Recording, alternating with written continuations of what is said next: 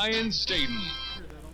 So we welcome you back into Pioneer Arena. Love stuff like this. Love. All right, so joined by Pioneer coach J.T. Burton as the Pioneers knock off the Lenoir-Rhyne Bears, a final score of 78-67. Joined by Pioneer coach J.T. Burton here tonight. The Pioneers, peaks and valleys in this game. All right, a little bit of a slow start, but, man, we really got going in that first half, and things seemed to be really good. But you knew this. R.J. Gunn and Darius Simmons might be two of the most dangerous players in the South Atlantic Conference.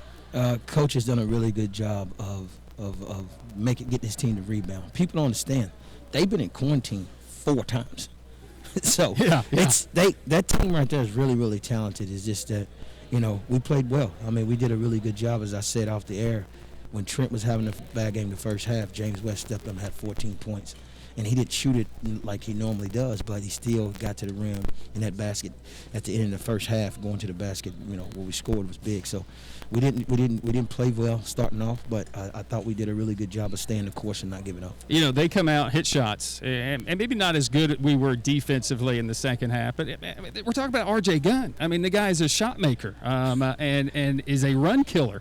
And they really got going there in that second half and started that second half. What changed for us? We did my assistant Justin Chartrand had to scout, and when they was making a run, we was getting confused on the switches when we was going man to man, and then we went to a 2-3 zone and kind of settled in right there. We said, okay, if they don't kill us, it'll be R.J. Gunn at that little 15-foot spot, and he did. Yeah. But we was going to take that, and we did a really good job as Justin in the second half. It's a game in which you just said it beforehand. Trent Gibson had 12 minutes in the first half, but I didn't seem like he was on the floor for 2 minutes because he just seemed to be – they took him really away in that first half, and that would kill us in the past. But Keyston Brown stepping up, Brandon Mitchell stepping up in a very big way in this basketball game and was able to come through and allow us to rally the troops and get back into this contest. Yes, I mean, Keyston Brown, you talk about a kid that's been resilient and stayed the course. I mean, kudos to him because he was starting.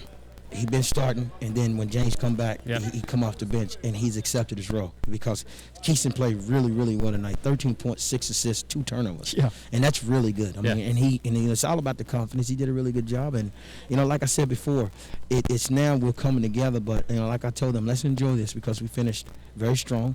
Was it 7 games in a row? 6 games in a row? 6, yep. 6 games in a row. But now it's lose or go home. Yeah, and we have to continue to.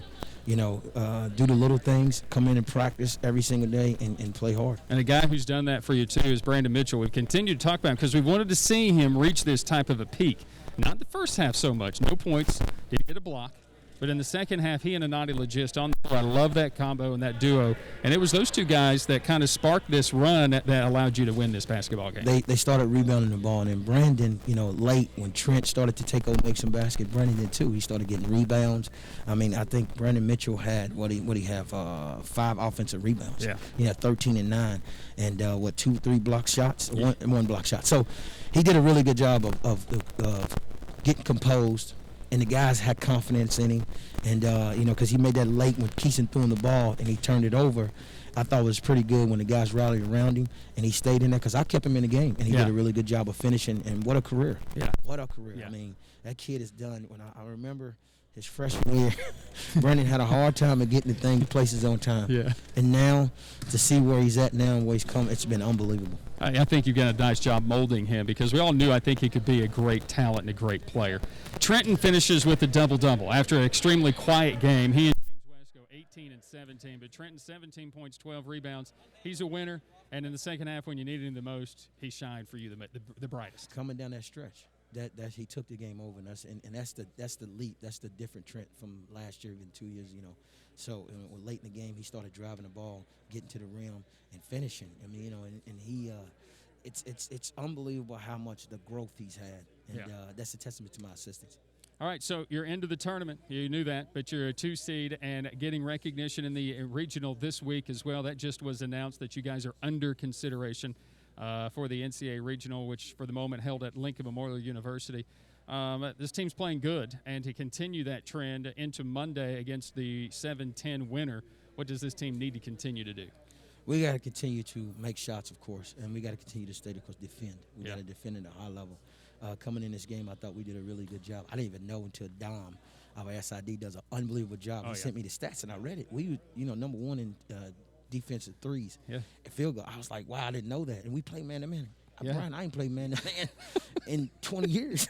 And for me to see that and for those guys, and that's what we're going to have to do. We got to continue to defend, we got to continue to rebound, and continue to, our bench has got to continue to be good as well.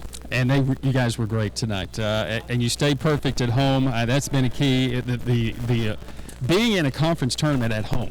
That's a huge testament to what you guys have been able to do this year too. Yes, I mean, I asked these guys at the beginning to be the best bubble team, Brian, and they have. I mean, I told them, with everything that's going on, from deaths to guys getting sick to having to consistently stay on course as far as classes, not going out and partying, being that disciplined, and thank God we haven't caught the COVID as a team. It's been unbelievable, and that's a testament to these guys, and I'm very, very proud of them. I can't be any prouder because these guys really fought in this game right here. I knew it was going to be a dogfight, and we closed the game out.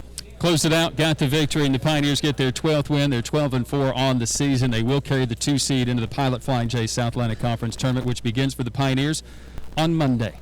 He's Pioneer coach JT Burton. Pioneer postgame continues after this. We wrap it up as you listen to Pioneer basketball on a winning Wednesday on the Pioneer Sports Network. We did it.